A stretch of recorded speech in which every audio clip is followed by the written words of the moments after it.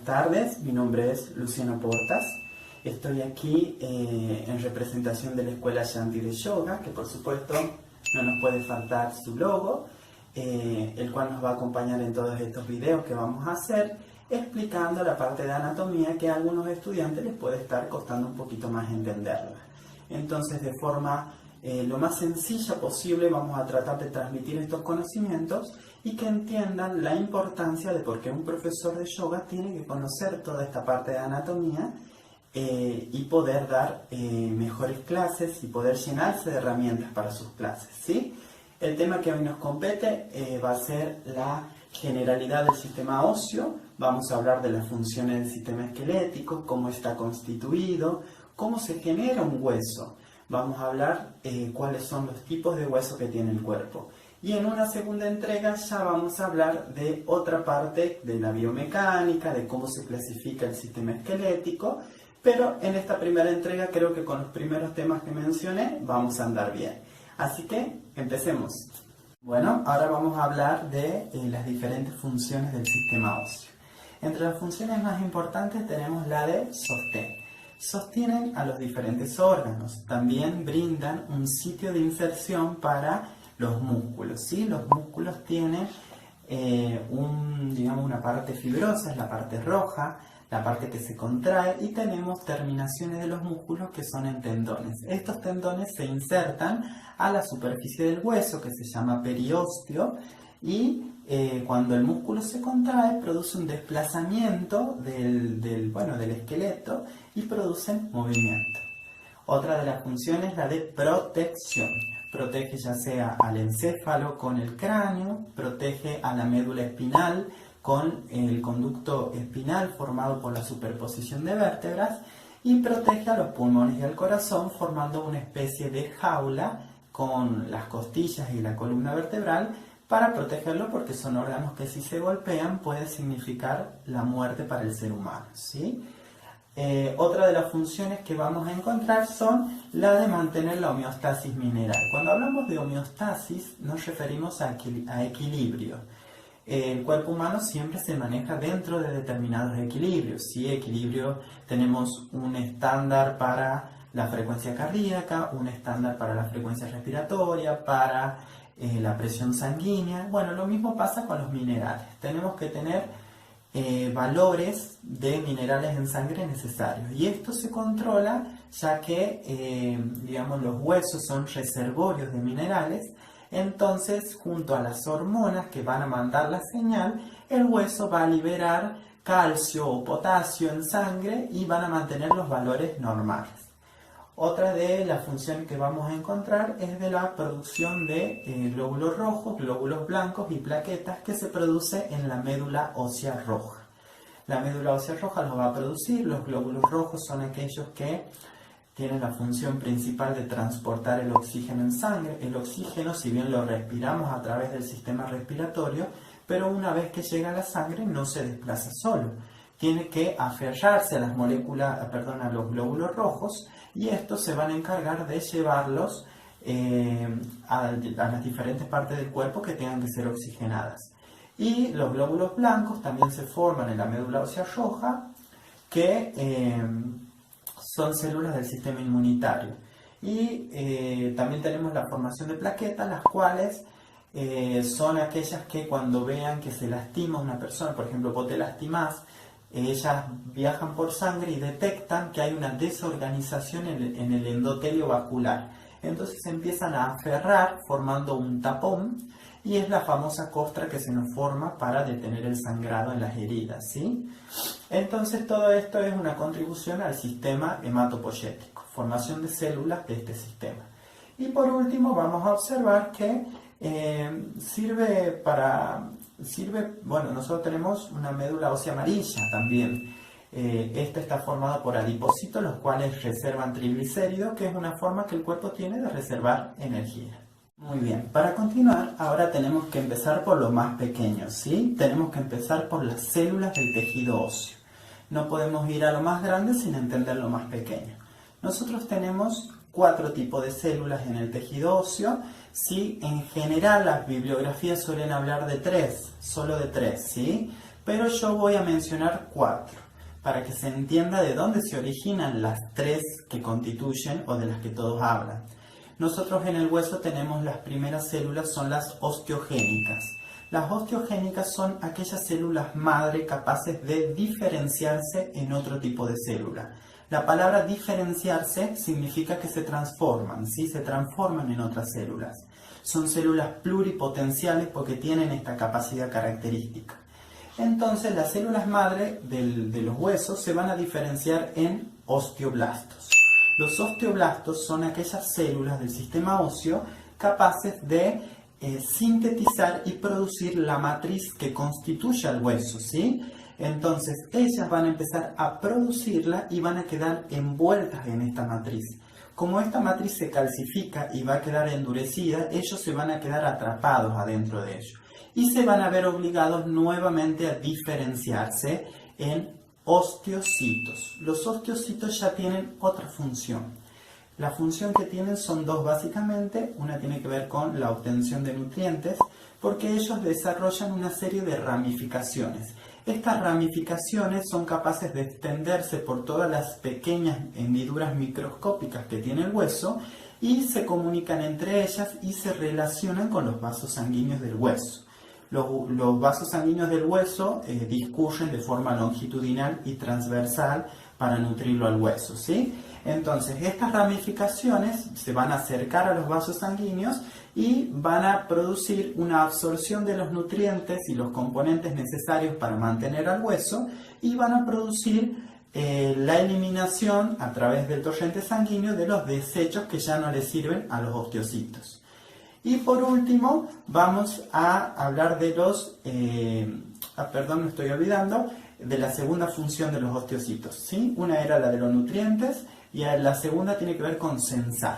Los osteocitos forman una especie de red en todo el tejido óseo, que esta red lo que hace es comunicar o censar todo el hueso en qué condiciones se encuentran. Cuando los osteocitos consideran que hay una parte que hay que remodelar, producen una serie de mensajeros los cuales le van a avisar a los osteoblastos que deben producir más matriz extracelular y formar más hueso. Y en su defecto también le van a avisar a los osteoclastos, los cuales tienen la función de degradar la matriz del hueso para que la remuevan, para que pueda ser reemplazada, ¿sí? Entonces, de paso hablé un poquito del cuarto tipo de célula, que son los osteoclastos, ¿sí? Los osteoclastos son células más grandes, están formadas aproximadamente por la unión de 50 monocitos, que son otro tipo de célula.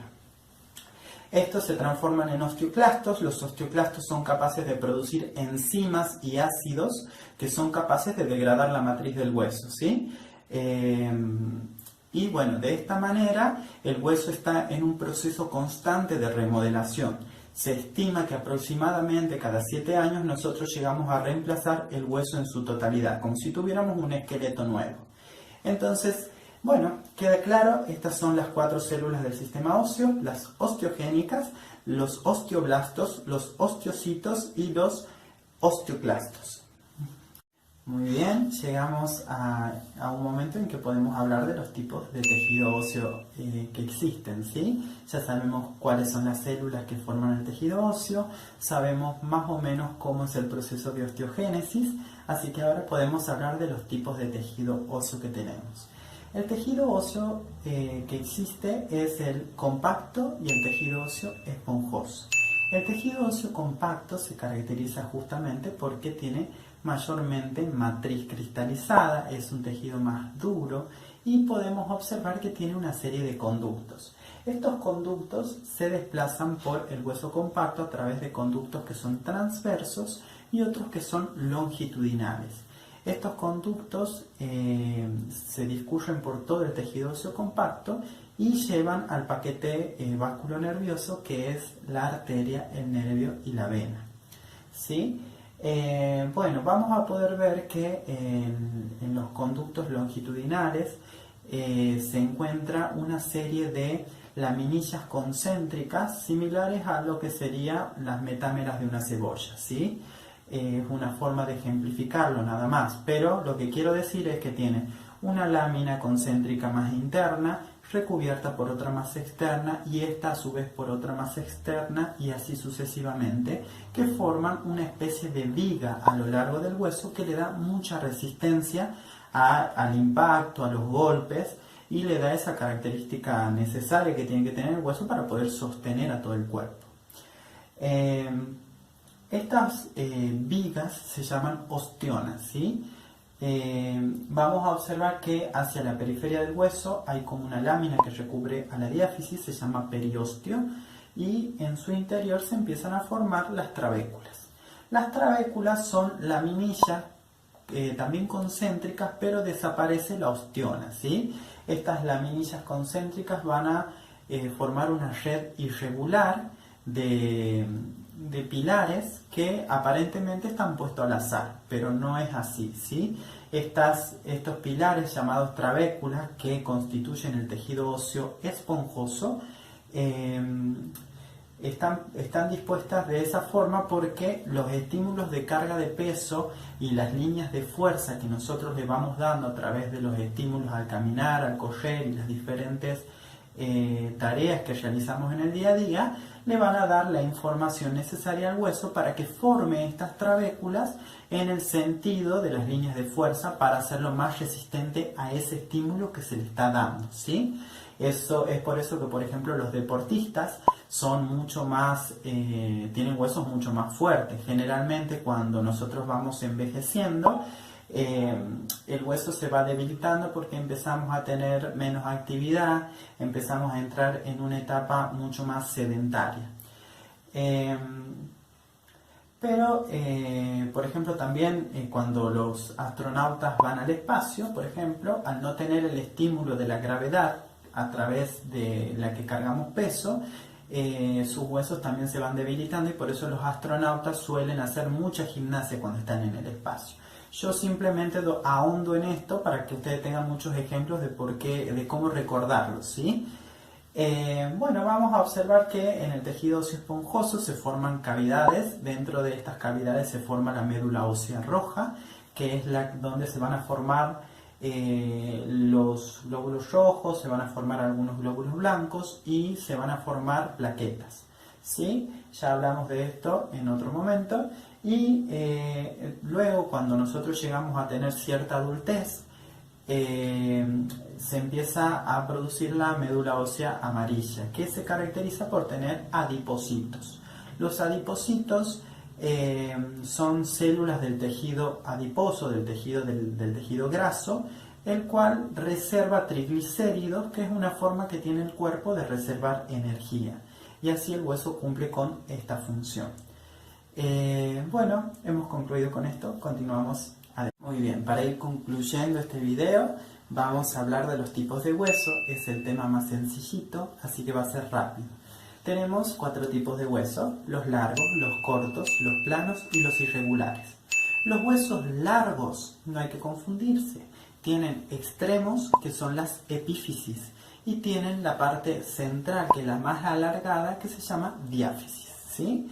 Las epífisis se unen a las diáfisis por una región que se llama metáfisis, que es donde se encuentra generalmente el cartílago de crecimiento de los huesos largos.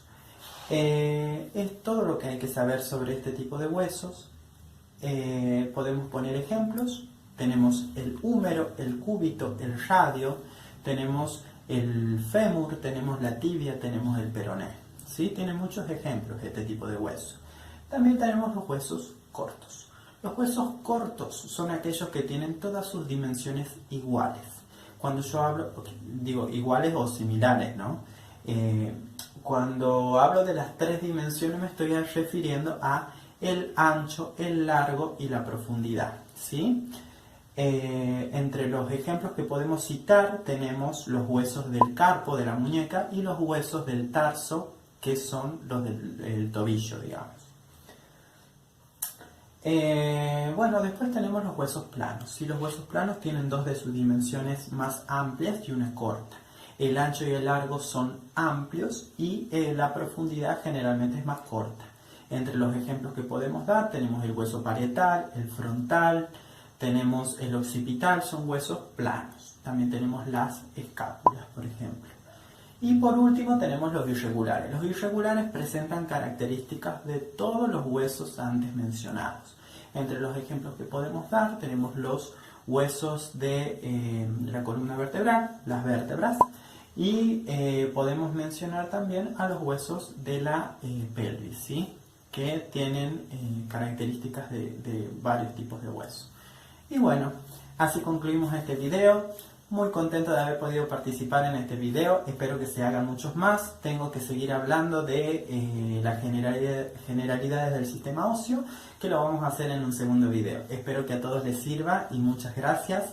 Agradecer a la directora de la escuela Shanti, Patricia Pud, y nada, namaste, muchas gracias por todo.